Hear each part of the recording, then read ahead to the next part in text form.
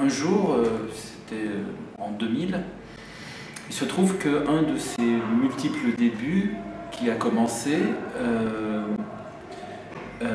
m'a tenu puissamment. J'ai écrit quelque chose qui était là, qui est l'histoire de quelqu'un décrit un homme qui rentre chez lui après une journée de travail et qui découvre dans le salon de leur appartement sa femme sauvagement assassinée. Et la découvrant,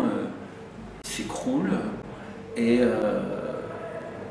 pris évidemment d'une tétanie, d'une surprise telle, d'une violence folle, qu'il en reste complètement évanoui.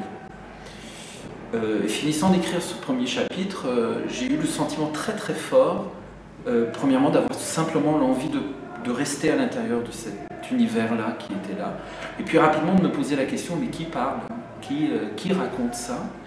Et il se trouve qu'à travers les phrases, en retravaillant le texte, je me suis rendu compte que c'était le chat. C'était ce chat-là, le chat de ce couple, qui voit rentrer son maître et qui découvre sa femme morte. Et donc, le chapitre suivant, le lendemain, j'étais assez excité de retrouver cet univers-là. Et bien, on retrouve le personnage du mari dans la chambre d'hôpital où des gens l'ont transporté. Et là, c'était les oiseaux à la fenêtre de sa chambre qui le regardent et qui décrivent les visites qu'il reçoit, l'état dans lequel il est. Et petit à petit, une sorte de compassion folle me prenait, et pour le personnage, mais aussi pour les animaux qui parlaient, sans trop comprendre, mais pourquoi c'est des animaux, pourquoi c'est le point de vue des animaux. Mais ce que je savais, c'est que je ressentais un désir profond de rester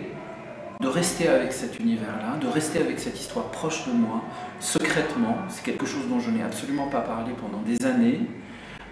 tenant dans mon cœur, je dirais, dans mon esprit, ressassant sans arrêt l'histoire, essayant de comprendre, mais c'est qui, pourquoi c'est comme ça. Et puis, au fil des années, alors que pendant ce temps-là, j'écrivais des pièces de théâtre, que je mettais en scène, petit à petit, il s'est déroulé une sorte de parallèle, comme ça, très intime et très secret, qui était l'écriture d'Halima, qui allait comme sur un chemin de travers avec la voie officielle qui était l'écriture des pièces de théâtre, les mises en scène, les spectacles, l'un influençant l'autre, l'un répondant à l'autre d'une certaine manière, mais il se trouve quand même que dans le roman, dans le rapport littéraire, est profondément silencieux qu'il y avait dans l'écriture, profondément secret, puisque ça va me prendre 7 ans avant de dire à quelqu'un, même à mes proches, que j'étais en train d'écrire ce roman. Il y avait là une chose à laquelle le théâtre n'avait pas du tout accès, et qui était pour moi éminemment littéraire. Alors au bout du compte, j'ai appris à découvrir ce qu'était ce roman, j'ai appris à découvrir qui étaient ces animaux, pourquoi c'était des animaux qui parlaient. Et j'ai appris à le découvrir à travers des hasards, par exemple, découvrant qu'il y avait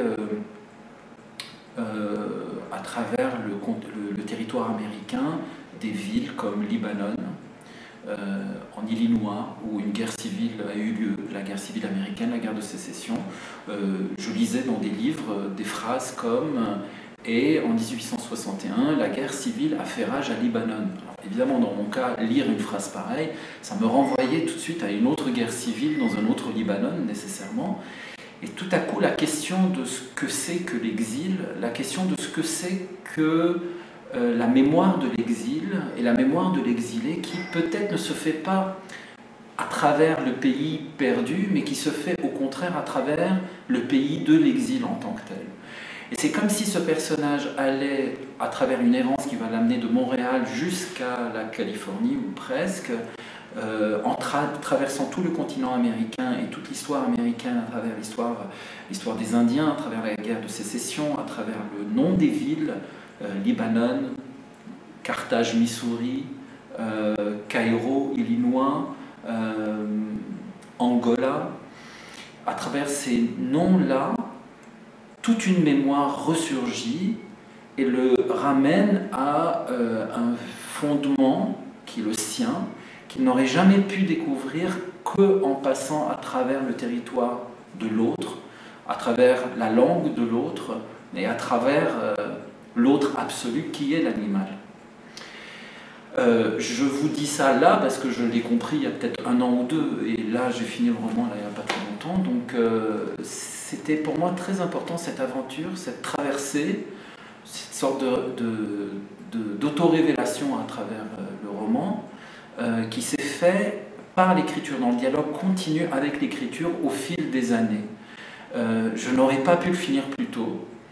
J'avais besoin de m'éloigner de ce jour où j'ai commencé à l'écrire pour le comprendre.